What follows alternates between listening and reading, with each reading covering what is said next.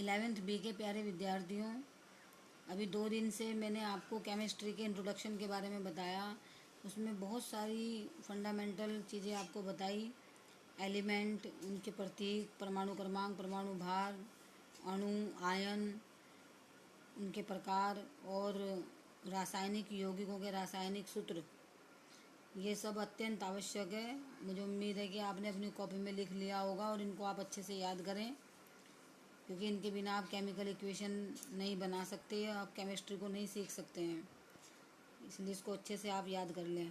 देखिए, अब ये यूनिट फर्स्ट है आपकी, रसायन विज्ञान की कुछ मूल अवधारणाएं, some basic concept of chemistry. ये आपकी यूनिट फर्स्ट है। इसमें आप बहुत सारे टॉपिक पढ़ेंगे। इसमें से कुछ टॉपिक हटा भी दिए गए हैं अब। और जैसे पहले इसमें एलिमेंट, तत्व, अणु, परमाणु, मिश्रण, ये सब भी दिया हुआ था, और रासायनिक संयोजन के नियम और डाल्टन का परमाणु सिद्धांत, ये सब हटा दिए हैं इसमें से। तो इस यूनिट में आप रसायन विज्ञान से संबंधित जो फंडामेंटल बेसिक्स हैं उन्हीं का अध्ययन करेंगे। सबसे पहले आप इस यूनिट में द्रव्य के गुणधर्म एवं उनका मापन पढ़ेंगे। द्रव्य के गुणधर्मों को 2 वर्गों में बांटा गया है, भौतिक गुणधर्म, रासायनिक गुणधर्म। उसके बाद आप इसमें आगे पढ़ेंगे मात्रकों की अंतर्राष्ट्रीय पद्धति, द्रव्यमान भार में संबंध, आयतन, घनत्व, और फिर आप इसमें आगे पढ़ेंगे ताप, और उसके बाद में अगला टॉपिक पढ़ेंगे सार्थक अंक, सिग्निफिकेंट फिगर, वैज्ञानिक संकेतन। और उसके बाद में फिर आप पढ़ेंगे इसमें परमाणु द्रव्यमान इकाई, अणुभार, परमाणु भार, मोल संकल्पना, और सीमांत या सीमाकारी अभिकर्मक, स्टाइकोमेट्रिक गुणांक, और सांद्रता व्यक्त करने की विधियाँ। इतने सारे टॉपिक आप इस यूनिट में पढ़ेंगे। सभी आपके लिए इम्पोर्टेंट है। तो इस यूनिट का जो ये पहला टॉपिक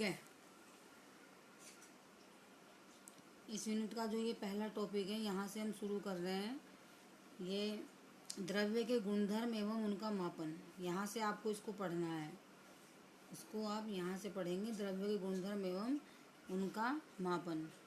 इस पेज पर ऊपर ये अणु और परमाणु लिखा है, ये मैंने क्रॉस कर रखा है, इसको नहीं आपको पढ़ना है, ये मैं पढ़ा चुकी हूँ पहले भी। तो द्रव्य किसे कहते हैं आपको ये पता होगा। द्रव्य को पदार्थ भी कहते हैं, पदार्थ को सब्सटेंस और द्रव्य को मैटर कहते हैं इंग्लिश में। दोनों का मतलब एक ही है।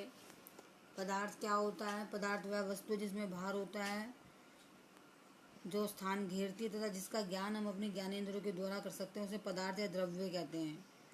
जो भी हमारे चारों ओर हमें सब दिखाई देता है, ये सब विभिन्न प्रकार के पदार्थों से ही मिलकर बना है।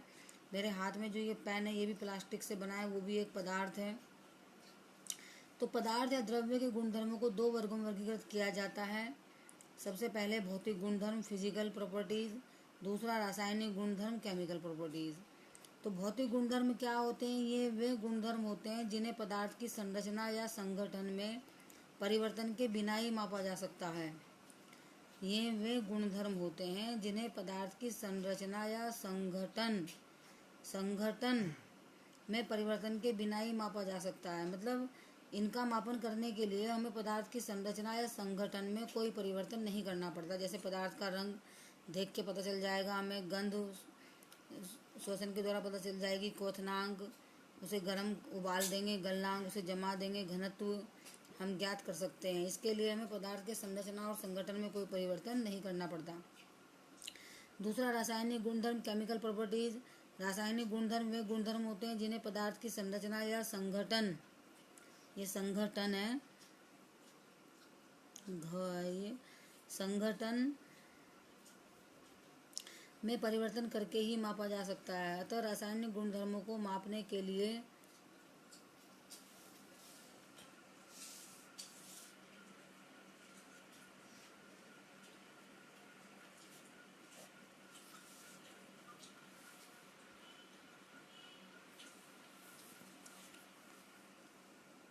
अतः रासायनिक गुणधर्मों को मापने के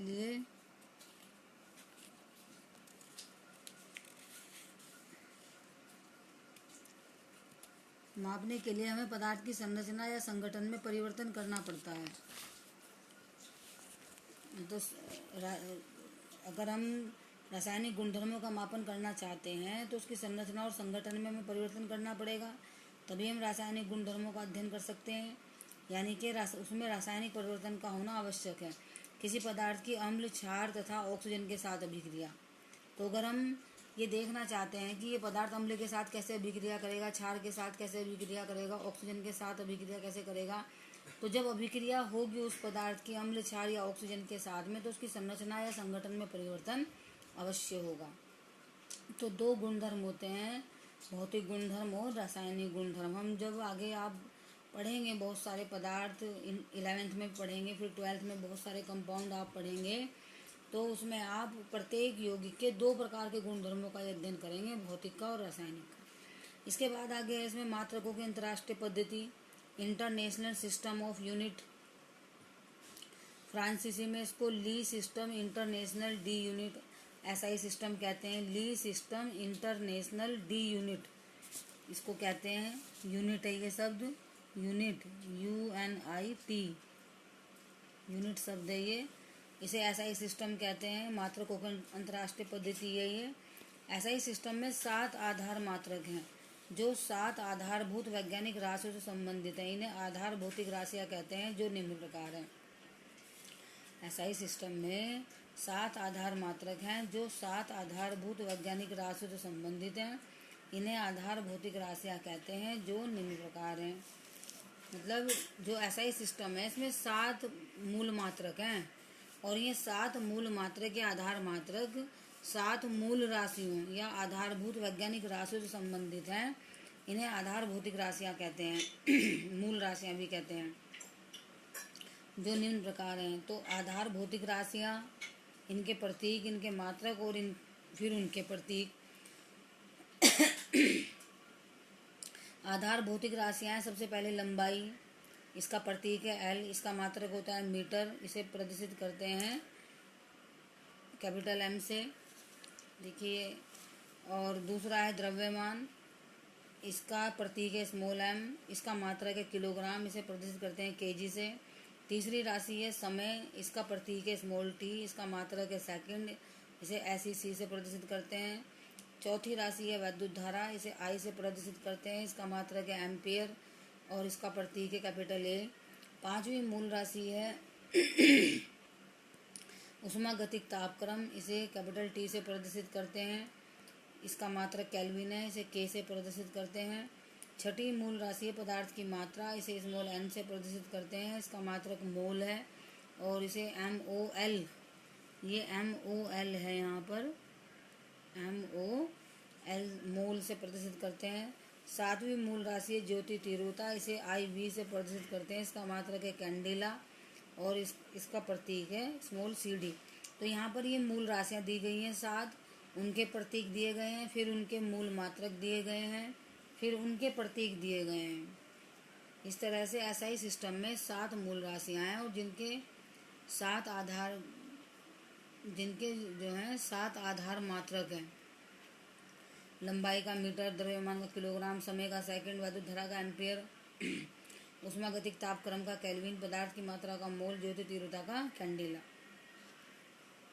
इस तरह से ये आपकी एनसीईआरटी की बुक में भी दिया हुआ है। देखिए आप अपनी, मैंने कहा था आपको, आप अपनी एनसीईआरटी की बुक ले लेंगे, ये इसमें दिया हुआ है। देखिए इस तरह से ये आधार भौतिक राशियाँ और उनके मात्रक हैं, ये टेबल बनी हुई है। इसके नीचे फिर ये जो टेबल है एक और, ऐसा ही आधार मात्रकों की परिभाषाएं, इसको भी आप बुक में से पढ़ेंगे। ये टेबल तो आपको अपनी कॉपी में बनानी है। ये नीचे वाली जो है ये केवल आपको समझनी है, पढ़नी है कि इनका अर्थ क्या है। जैसे लंबाई का मात्रक है मीटर, तो मीटर क्या है, मीटर कितनी दूरी को मीटर माना गया। प्रकाश द्वारा निर्वात में 1 सेकंड के 1/299792458 समय अंतराल में तय किए गए पथ की लंबाई 1 मीटर है। मतलब 1 सेकंड के इतने समय में तय किए गए पथ की लंबाई 1 मीटर है प्रकाश के द्वारा निर्वात में। द्रव्यमान का मात्रक किलोग्राम है, तो किलोग्राम क्या है भाई? किलोग्राम द्रव्यमान का मात्रक है। यह अंतर्राष्ट्रीय मानक किलोग्राम द्रव्यमान के बराबर है। जो अंतर्राष्ट्रीय मानक किलोग्राम बनाया गया है उसके बराबर है। समय का मात्रक सेकंड है। सेकंड क्या है? 1 सेकंड सीजियम 133 परमाणु की मूल अवस्था के 2 अति सूक्ष्म स्तरों के बीच होने वाले संक्रमण के संगत विकिरण के 9192631770 आवर्तों की अवधि है। इतने आवर्तों की अवधि है 1 सेकंड। इसके बाद जो चौथी मूल राशि थी, वैद्युत धारा का मात्रक है एम्पियर। एम्पियर क्या होता है? 1 एम्पियर वह स्थिर वैद्युत धारा है जो निर्वात में 1 मीटर दूरी पर स्थित 2 अनंत लंबाई वाले समानांतर एवं नगण्य अनुप्रस्थ काठ वाले चालकों के बीच प्रवाहित होने पर 2 × 10⁻⁷ न्यूटन प्रति मीटर लंबाई का बल उत्पन्न करती है। इतना बल उत्पन्न करेगी 1 एम्पियर वैद्युत धारा। उष्मागतिक तापक्रम का मात्रक केल्विन होता है। केल्विन क्या है? केल्विन उष्मागतिक ताप का मात्रक जल के त्रिक बिंदु के उष्मागतिक ताप का 1/273.16वां भाग होता है। उष्मागतिक ताप का मात्रक जल के त्रिक बिंदु के उष्मागतिक ताप का इतनावां भाग है। पदार्थ की मात्रा का मात्रक होता है मोल। आप जानते हैं मोल क्या होता है? 1 मोल होता है किसी पदार्थ का 1 ग्राम कण भार, और उस 1 ग्राम कण भार में 1 मोल में कणों की संख्या होती है अवोगाद्रो संख्या के बराबर 6.022 × 10⁻23। ठीक है, तो जैसे यहाँ देखिए आप क्या दे रखी है इसमें पहली डेफिनेशन, मोल किसी निकाय में पदार्थ की वह मात्रा है जिसमें मूल कणों की संख्या उतनी ही होती है जितनी 0.012 किलोग्राम कार्बन 12 में उपस्थित परमाणुओं की संख्या। इसके लिए कार्बन 12 को मानक माना गया है। ठीक है, कार्बन 12 के 12वें भाग में जितनी कणों की संख्या होती है उतनी ही 1 मोल में कणों की संख्या होती है। इसका संकेत मोल है। दूसरा, जब मोल का प्रयोग किया जाता है तब मूल कणों को इंगित करना चाहिए कि ये परमाणु, अणु, आयन, इलेक्ट्रॉन अथवा अन्य कणों के विशिष्ट समूह हो सकते हैं। मतलब कण का अर्थ होता है यहाँ अणु, परमाणु, आयन, इलेक्ट्रॉन, प्रोटॉन, न्यूट्रॉन। तो अगर हम अणु के लिए निकाल रहे हैं तो वो अणु के लिए होगा, परमाणु के लिए होगा। अगर परमाणु के लिए निकाल रहे हैं अलग अलग कणों के लिए, लेकिन संख्या एक ही होगी। किसी पदार्थ के 1 मोल में चाहे वो अणु हो, परमाणु हो, आयन हो, इलेक्ट्रॉन, प्रोटॉन, न्यूट्रॉन हो, कणों की संख्या अवोगाद्रो संख्या के बराबर होती है और इसका मान होता है 6.022 × 10⁻23।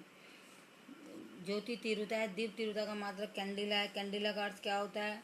कैंडिला किसी दी गई दिशा में 540 × 10⁻12 हर्ट्ज आवृत्ति वाले स्रोत की ज्योति तीव्रता है जो उस दिशा में 1.683 वाट प्रति स्टार रेडियन की विकिरण तीव्रता का एक वर्णीय प्रकाश उत्सर्जित करता है।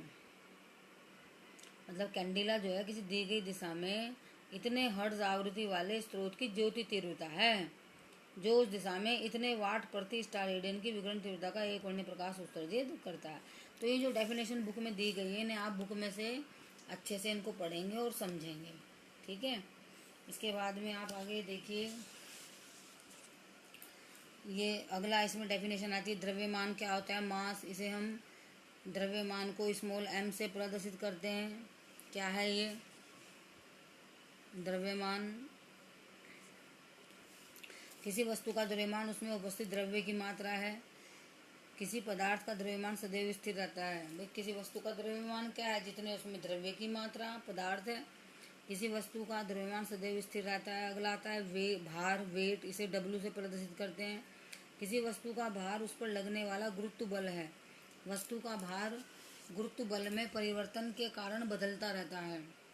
भार का मतलब क्या है? द्रव्यमान, भार एक जैसी चीजें हैं, लेकिन भार का मतलब क्या है? उस पर लगने वाला गुरुत्व बल। और वस्तु का भार गुरुत्व बल में परिवर्तन के साथ बदलता रहेगा। अलग अलग स्थान पर किसी वस्तु का द्रव्यमान एक समान हो सकता है लेकिन उसका भार अलग अलग होगा, क्योंकि पृथ्वी पर अलग अलग स्थान पर गुरुत्व बल अलग अलग होता है। द्रव्यमान तथा भार में संबंध। किसी वस्तु के द्रव्यमान और भार में निम्न संबंध है। W बराबर mg। W मीन्स भार और m मैंने द्रव्यमान, और g है यहाँ गुरुत्व त्वरण। तो W भार है, m द्रव्यमान और g है यहाँ पर गुरुत्व त्वरण। ये इसमें संबंध होता है W बराबर mg। इसके बाद अगली डेफिनेशन आती है आयतन, वॉल्यूम v। किसी वस्तु का एकांक द्रव्यमान जितना स्थान घेरता है उसे आयतन कहते हैं। किसी वस्तु का एकांक द्रव्यमान जितना स्थान घेरता है उसे आयतन कहते हैं। आयतन माने किसी वस्तु का एकांक द्रव्यमान जितना स्थान घेर रहा उसे आयतन कहते हैं। आयतन होता है लंबाई गुना चौड़ाई गुना ऊंचाई, लेंथ, विड्थ और हाइट।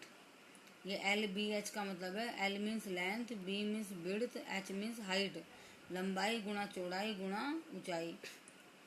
ठीक है, लंबाई गुना चौड़ाई गुना ऊंचाई, तीनों का ही मात्रक। लंबाई का भी मीटर होगा, चौड़ाई का भी मीटर, ऊंचाई का भी मीटर। मीटर में मापी जाती है तो ये हो जाएगा मीटर क्यूब या सेंटीमीटर क्यूब। ये सेंटीमीटर है, सेंटीमीटर है ये, सॉरी ये जीरो है, ये से के बाद ये जीरो है। सेंटीमीटर क्यूब ये आयतन होता है। अब आयतन के लिए अलग अलग यूज किए जाते हैं। जैसे द्रवों के आयतन को मापने के लिए लीटर L मात्रक का प्रयोग किया जाता है। 1 लीटर बराबर होता है 1000 ml। 1 ml बराबर 1 सेंटीमीटर क्यूब, तो 1 लीटर बराबर 1000 सेंटीमीटर क्यूब। 1 ml जो है 1 सेंटीमीटर क्यूब के बराबर होता है। क्योंकि हम किसी भी अगर द्रव का आयतन 1 ml है उसे भी तो लंबाई गुना चौड़ाई गुना ऊंचाई में मापेंगे। तो 1 ml वही सेंटीमीटर गुना सेंटीमीटर गुना सेंटीमीटर, तो 1 ml बराबर 1 सेंटीमीटर क्यूब है, तो 1 लीटर बराबर 1000 सेंटीमीटर क्यूब हो गया।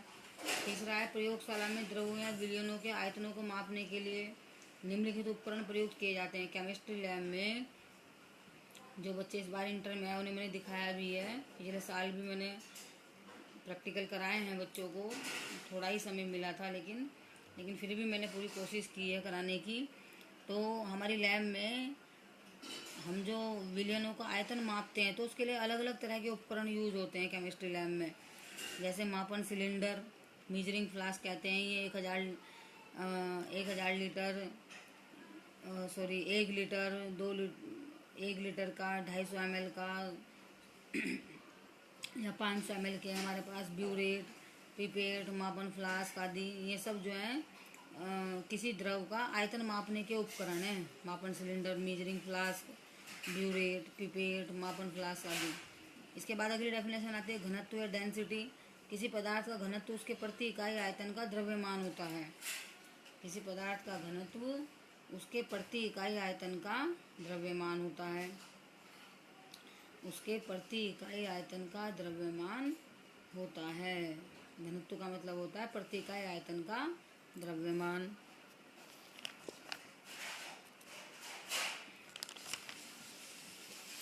देखिए आप, घनत्व बराबर होता है द्रव्यमान बटे आयतन। घनत्व को स्मॉल d से प्रदर्शित करते हैं, द्रव्यमान को स्मॉल m से, आयतन को v से। तो d बराबर हो गया small m upon small v।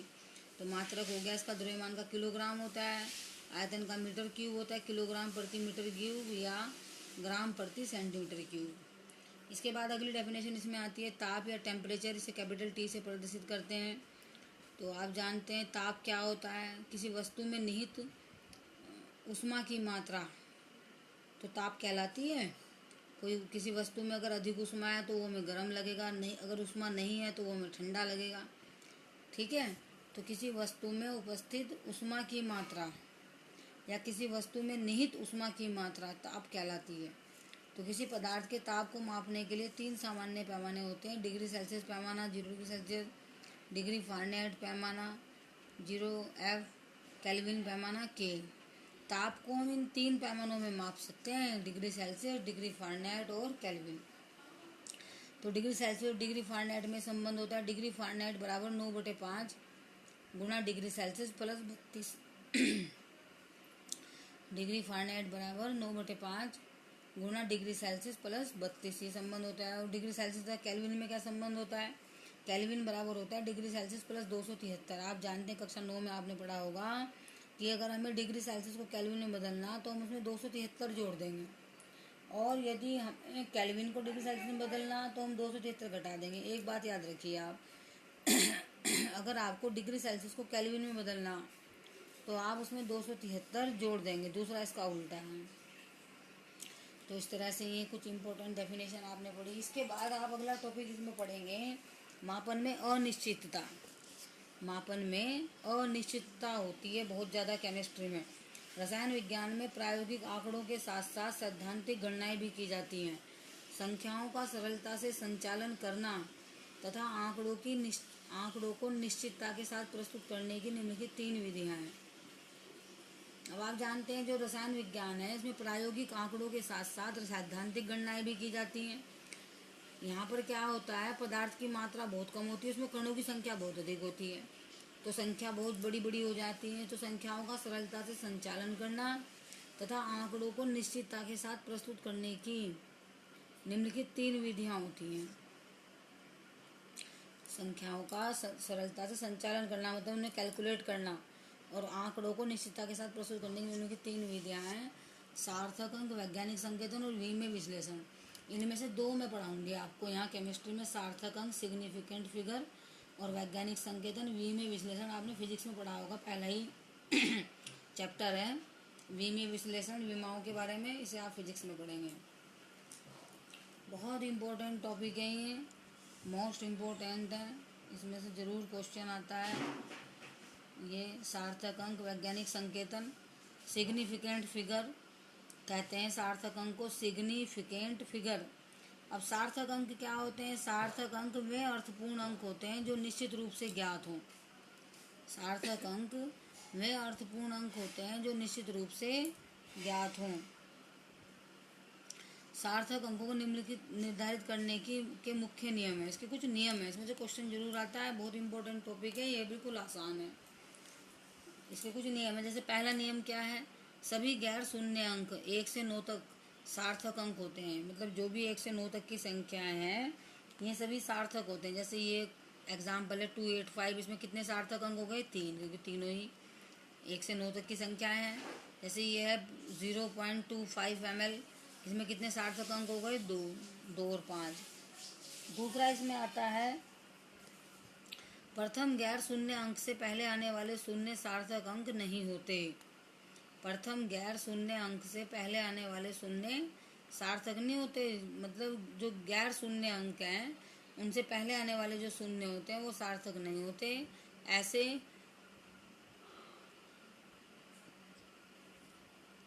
ये यहाँ पर शून्य शब्द लिखा है, ऐसे शून्य केवल, ये शून्य है भाई, इसको ध्यान से देखेंगे।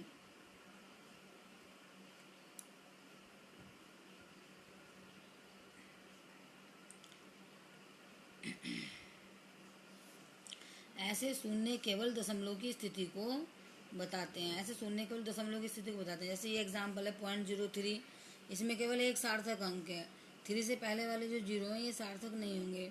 ऐसे ये 0.0052, इसमें 2 सार्थक अंक हैं, ये पहले वाले नहीं होंगे। तीसरा इसमें पॉइंट आता है, 2 गैर शून्य अंकों के मध्य स्थित शून्य सार्थक होते हैं। अगर 1 से 9 तक की संख्याओं के बीच में कोई शून्य आता है तो वो सार्थक होंगे। जैसे ये है 2.005, इसमें 4 सार्थक अंक हो गए, ये शून्य भी सार्थक गिने जाएंगे। यह अगला है 302, इसमें 3 सार्थक अंक हो गए।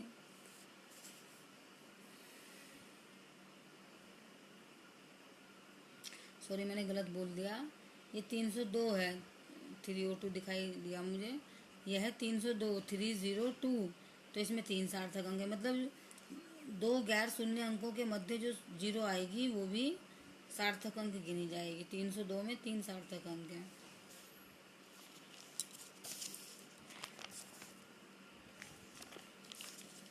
इसी तरह से अगला पॉइंट देखिए आप,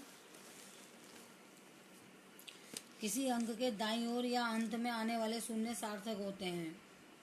किसी अंक के दाईं ओर या अंत में आने वाले शून्य सार्थक होते हैं लेकिन वे दशमलव के दाईं ओर स्थित हों। किसी अंक के दाईं ओर या अंत में आने वाले शून्य सार्थक होते हैं लेकिन वे दशमलव के दाईं ओर हो। मतलब किसी अंक के दाईं ओर या अंत में आने वाले शून्य सार्थक होंगे लेकिन उसमें दशमलव के दाईं ओर हों। जैसे यह है 0.200, तो यहाँ पर दशमलव के दाईं ओर ये जो शून्य ये भी सार्थक होंगे, इसमें 3 सार्थक अंक हो गए, 1 2 3। ऐसे ही 100 है, 100 में क्योंकि दशमलव नहीं है तो इसमें 1 ही सार्थक अंक है। मतलब दशमलव जो किसी अंक के अंत में आने वाले जो शून्य हैं वो सार्थक होंगे यदि दशमलव के दाईं ओर है वो, यदि दशमलव नहीं है तो वो शून्य सार्थक नहीं होंगे। जैसे 100 में केवल 1 ही सार्थक अंक गिना गया। इसके बाद अगला पॉइंट देखिए, बिल्कुल यथार्थ परक ये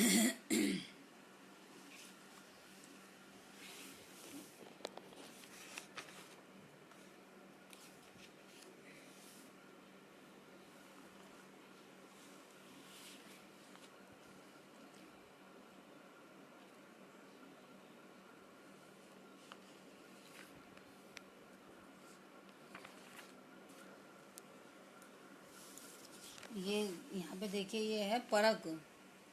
ये इसको काट दीजिए। ये परक शब्द है, ये ऊपर लिखा है देखो। बिल्कुल यथार्थ परक संख्याओं में सार्थक अंकों की संख्या अनंत होती है।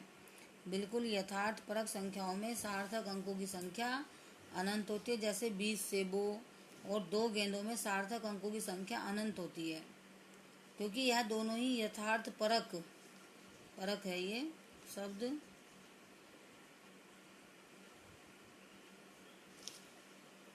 क्योंकि यह दोनों ही यथार्थ परक संख्याएं हैं और उन्हें दशमलव के बाद अनंत शून्य लिखकर व्यक्त किया जा सकता है। ये दोनों ही संख्याएं यथार्थ परक हैं और इन्हें दशमलव के बाद अनंत शून्य लिखकर व्यक्त किया जा सकता है। जैसे 2 गेंदों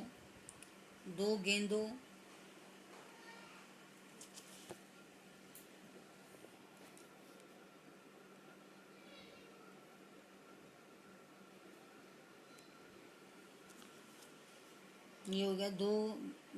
गेंदों। तो यहाँ पे हमने 2 के बाद दशमलव लगा के बहुत सारे जीरो लगा सकते हैं हम, तो अनंत जीरो हो सकते हैं। तो सार्थक अंकों की संख्या भी अनंत हो जाएगी। 20 से वो 20 लिख करके उसके बाद जीरो जीरो लगा दो कितने ही, तो इसमें भी सार्थक अंकों की संख्या अनंत हो जाएगी। इनमें अनंत गिनी जाएगी, क्योंकि इनको गिन नहीं सकते, अनंत माना जाएगा। अगला पॉइंट है, वैज्ञानिक संकेतन में लिखी संख्याओं में 1 से 10 के बीच स्थित अंक सार्थक अंक होते हैं। इससे अगला टॉपिक आप वैज्ञानिक संकेतन ही पढ़ेंगे।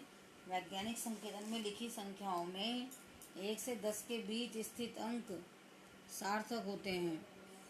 1 से 10 के बीच स्थित अंक सार्थक होते हैं। जैसे 4.01 10 की पावर 2 है, तो ये जो घात में लिखी है संख्या, इससे कोई लेना देना नहीं है। तो ये 4.01 है, इसमें 3 सार्थक अंक हो गए, क्योंकि ये जीरो जो है 2 गैर शून्य अंकों के बीच आ रहा है। ऐसे ही 8.256 10 की पावर -3, इससे 10 की पावर -3 से कोई लेना देना नहीं है, लेकिन इसमें 4 सार्थक अंक हो गए, 1 2 3 4। इस तरह से ये टॉपिक था सार्थक अंक, सिग्निफिकेंट फिगर। तो ये कुछ क्वेश्चन है, निम्नलिखित में सार्थक अंकों की संख्या बताइए। जैसे ये है 0.0025, इसमें कितने सार्थक अंक होंगे? 2, क्योंकि ये जो गैर शून्य अंकों के बाईं ओर शून्य है, ये सार्थक नहीं गिने जाते। 208 में 3 सार्थक अंकों के बीच का जो शून्य है, ये सार्थक गिना जाएगा। 5005 में 4 सार्थक अंक होंगे। 126000 में इसमें 3 सार्थक होंगे, क्योंकि ये जीरो शून्य नहीं गिने जाएंगे। अगर दशमलव के दाईं ओर होते हैं तब सार्थक अंक गिने जाते हैं इनको, शून्य को। इसके बाद जैसे ये है 500.00, अब ये पॉइंट के बाद में जीरो, कितने भी जीरो लगा सकते हैं, तो सार्थक अंक हो गए इसमें अनंत। यह है 2.0034 में सार्थक अंक हो गए 5। ये शून्य क्योंकि गैर शून्य अंकों के मध्य आ रही है। अगला क्वेश्चन है, इसमें ये आपकी जो ये चैप्टर है ना, अभ्यास के क्वेश्चन नंबर 1 और 2 हैं। निम्नलिखित को 3 सार्थक अंकों तक निकटित कीजिए। मतलब इसे शॉर्ट करना है। जैसे आपने मैथ में पढ़ा भी होगा, संख्याओं को जैसे बड़ी बड़ी संख्याएं होती हैं, उनको एक तरह से अनुमान के द्वारा शॉर्ट कर लेते हैं। जैसे ये है 34216, तो जो 1 है 0.5 से कम की जो संख्या होती है उसे छोड़ देते हैं, और 0.5 से अधिक की जो संख्या होती है तो उससे अगली संख्या गिनी जाती है। तो इसे हम जो है 34.2 लिख सकते हैं। तो इसमें 3 सार्थक अंक हो गए। मतलब इन संख्याओं से हमें ऐसी संख्या बनानी जिनमें सार्थक अंकों की संख्या 3 हो। जैसे ये 10.4107, इसे भी हम छोड़ देंगे, इसे हम 10.4 लिख सकते हैं। इसमें 3 सार्थक अंक हो गए। ऐसे ही संख्या है 0.04597, तो क्योंकि यहाँ पर ये 45 है, 5 से अगली संख्या 9 है, यानी कि 0.5 से अधिक है, तो इसे सारे को हमने क्या गिन लिया, 6 बना दिया इसका, 5 का हमने। ये 597 है ना, इसे हमने पूरा 600 लिख दिया यहाँ। ये हो गया 0.046 में 3 सार्थक अंक होंगे। इसी तरह से आगे भी आप इसमें देख सकते हैं, ये 2808 है, इसको भी आप इसी तरह से शॉर्ट कर सकते हैं।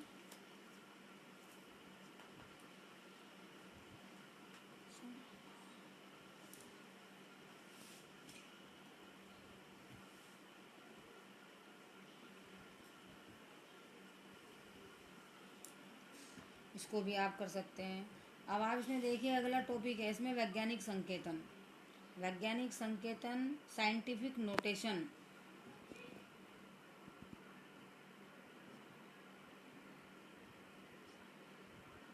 Scientific notation, SCIENTIFIC notation, scientific notation है ये। अब रसायन विज्ञान परमाणु और अणुओं से संबंधित है जिनके द्रव्यमान अत्यंत कम लेकिन संख्या बहुत अधिक होती है। इसलिए इन संख्याओं के लिए वैज्ञानिक या चर घातांकी संकेतन का उपयोग किया जाता है। अभी मैंने आपको बताया था अभी रसायन विज्ञान, अणु परमाणु आयनों का विज्ञान, इलेक्ट्रॉन प्रोटॉन न्यूट्रॉनों का, तो इनके द्रव्यमान तो बहुत कम होते हैं लेकिन इनकी संख्या बहुत अधिक होती है। इसलिए इन संख्याओं के लिए वैज्ञानिक संकेतन या चर घातांकी संकेतन का उपयोग करते हैं, इनको सरल बनाने के लिए, कैलकुलेशन को सरल करने के लिए, क्योंकि इसमें जो गणनाएं होती हैं वो बहुत बड़ी बड़ी हो जाती हैं, तो कैलकुलेशन को सरल करने के लिए इसका यूज़ करते हैं। तो देखिए कैसे, इस संकेतन में किसी भी संख्या को n × 10 की पावर स्मॉल n, इस संकेतन में किसी भी संख्या को कैपिटल N × 10 की पावर n के रूप में लिखा जाता है, जिसमें स्मॉल n चर घातांक है। चर घातांक मतलब ऐसी घात जिसमें परिवर्तन होता रहे, वेरिएबल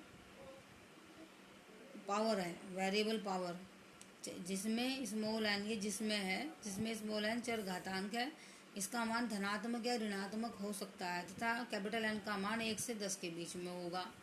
जो भी संख्याएं होती हैं कैपिटल N तो वही होगा, और चर घातांक का मान धनात्मक भी हो सकता है, घात मतलब धनात्मक भी हो सकती है और ऋणात्मक भी हो सकती है। जैसे ये है 0.00016 को वैज्ञानिक संकेतन में लिखिए, तो हम दशमलव को हमें एक अंक के बाद लाना, तो यहाँ पर हम दशमलव को बाईं तरफ से इधर वन के बाद ले आए, 4 अंक हम इसको दाईं ओर लाए। जब बाएं से दाईं ओर आते हैं तो घात ऋणात्मक होती है, तो ये हो गया 1.6 × 10 की पावर -4। इसको आप याद रखेंगे। जब आप आ रहे हैं लेफ्ट टू राइट तो घात होगी नेगेटिव। दूसरा देखिए आप, यह है 1000 वैज्ञानिक संकेतन, इधर आप जो दशमलव लाएंगे वो आप ला रहे हैं राइट टू लेफ्ट, 1 के बाद इधर लाएंगे आप राइट टू लेफ्ट। या तो आप इसको 1 × 10 की पावर 3 लिखें, या आप इसको लिख सकते हैं 1.0 × 10 की पावर 3। तो क्योंकि यहाँ आप घात जो आपने दशमलव लगाई है वो आप राइट टू लेफ्ट लाए 3 अंक 3 जीरो के बाद में, तो ये यहाँ पे धनात्मक हो गई। इस बात का आपको याद रखना है कि यदि आप लेफ़्ट टू राइट जा रहे तो नेगेटिव घात होगी, यदि आप राइट टू लेफ्ट आ रहे तो पॉजिटिव घात होगी। देखिए नोट है ये, यदि दशमलव बाईं तरफ से दाईं तरफ लाते हैं तो चर घातांक का मान ऋणात्मक होगा, वही लेफ़्ट टू राइट। और यदि दशमलव दाईं तरफ से बाईं तरफ लाते हैं राइट टू लेफ्ट, तब चर घातांक का मान धनात्मक होगा। जैसे इसमें अब जब अगर हमें गुणा करनी हो या भाग करना हो तो हम कैसे करेंगे, तो जैसे गुणा और भाग करना, पहला है गुणा करना। गुणा में घातों को जोड़ दिया जाता है, तो इतना तो आप जानते भी होंगे, आपने गणित पढ़ा है 10th में भी। जब गुणा करते हैं तो घातों को जोड़ देते हैं, जैसे ये 5.6 × 10 की पावर 5, फिर दूसरी संख्या है 6.9 × 10 की पावर 8, इन दोनों में गुणा हो रही, तो 5 इसको लिख लेंगे 5.6 × 10 की 5.6 × 6.9 और इंटू 10 की पावर 5 + 8, घातों को जोड़ दिया तो इसके गुणा करके आ गया 38.64 × 10 की पावर 13, 8 5 13। अब इसे वैज्ञानिक संकेतन में चेंज कर लेंगे, दशमलव को एक अंक राइट टू लेफ्ट ले गए तो धनात्मक घात बढ़ेगी 3.864 × 10 की पावर 14, धनात्मक घात बढ़ी ना। और यदि भाग करते हैं, भाग में आप जानते हैं घातों को घटा देते हैं, भाग में घातों को घटा दिया जाता है। जैसे ये है 2.7 × 10 की पावर -3 अपॉन 5.5 × 10 की पावर 4, तो 2.7 अपॉन 5.5 × 10 की पावर -3 और इंटू 10⁻⁻⁴, नीचे वाली घात भी ऊपर जाके माइनस हो गई, तो इसको भाग दे के आया 0.4909 इन 10⁻⁻³ और ये भी होगी -4 -3 और ये हो गई -4। तो आप जानते हैं माइनस माइनस क्या हो जाएगा, प्लस,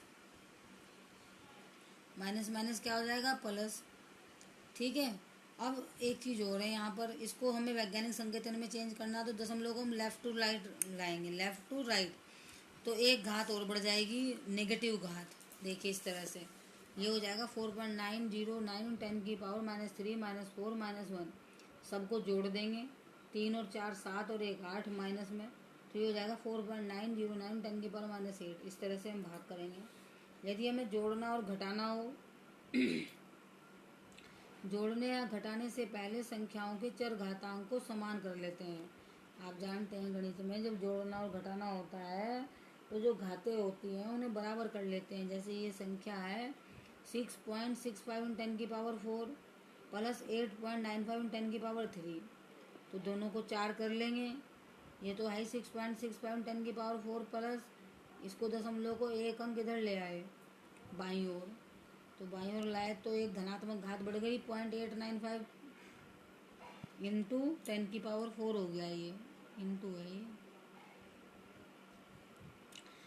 तो यहाँ पर इनको जोड़ दिया 6.65 प्लस 0.895, और जो जोड़ना और घटाना होता है इसमें चर घातांक को समान करके कॉमन ले लेते हैं, तो 10⁻⁴ कॉमन ले लिया, जोड़ के आया 7.545 इन 10⁻⁴ हो गया ये।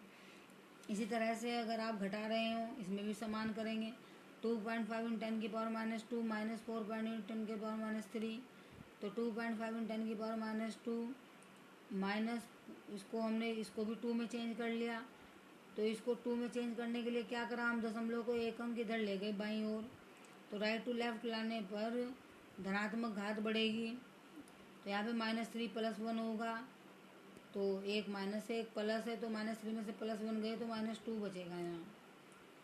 ठीक है। अब 2.5 माइनस 0.48 इन 10⁻² से कॉमन ले लिया, माइनस करके आ गया 2.02 इन 10⁻²। तो इस तरह से हम वैज्ञानिक संकेतन में संख्याओं को गुणा कर सकते हैं, भाग कर सकते हैं, जोड़ सकते हैं और घटा सकते हैं। तो प्यारे विद्यार्थियों, आज मैंने ये कुछ फंडामेंटल टॉपिक आपको पढ़ाए, बहुत इम्पोर्टेंट है, सार्थक अंक और वैज्ञानिक संकेतन, और ये मूल राशियाँ, मूल मात्रक, इनको आप अपनी कॉपी में अच्छे से लिखेंगे। अपनी कॉपी मैंने बताया था आपको अच्छे से बना लेंगे, गत्ते वाली रजिस्टर ऐसा हो जिसमें एक बुक पूरी आ जाए, और उसमें अच्छे से उसको आप लिखें, उसको वीडियो से समझें और इसको याद करते रहें। कोर्स बहुत ज़्यादा है, इसलिए आप रोज़ जो आपको पढ़ाया जा रहा है उसको आप रोज़ डेली याद करें। धन्यवाद।